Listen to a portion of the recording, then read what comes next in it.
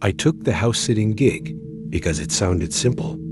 Feed the cat, water the plants, and stay in the guest room for a week. The house was older, with creaky floors and dim lighting, but it had charm. The owner, a woman named Lila, had warned me about one thing before she left. "Don't go into the room at the end of the hall," she said. "It's being repainted, and the fumes are strong." I didn't think much of it until the second night. The cat, a scrawny tabby named Pip, wouldn't leave the hallway. He sat right outside the door at the end, staring at it. Sometimes he would hiss. Other times he'd just meow plaintively, pawing at the crack beneath the door. I ignored him until the scratching began. At first, I thought it was Pip, but he was curled up on the bed beside me. The sound was faint but persistent, like nails scraping against wood. It stopped around midnight, so I shrugged it off and went to sleep. On the third night, I heard whispers. Muffled, unintelligible voices coming from the end of the hall. Pip refused to leave my room that night, burying himself under the covers.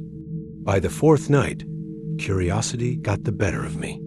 I approached the door cautiously, inhaling deeply to see if I could smell paint. Nothing. The whispers stopped as I stood there. I leaned closer, my ear nearly touching the wood.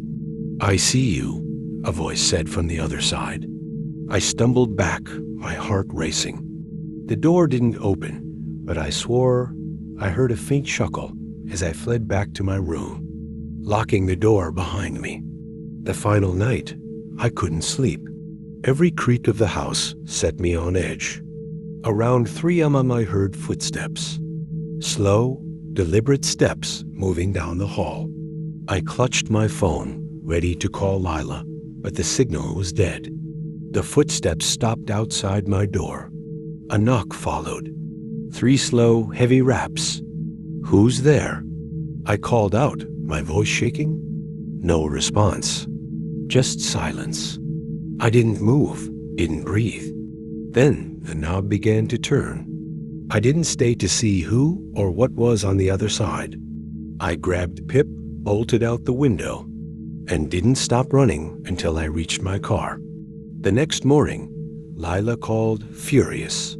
"You went into the room, didn't you?" she demanded.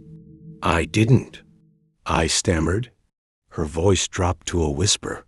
"Then why was the door open when I got back?"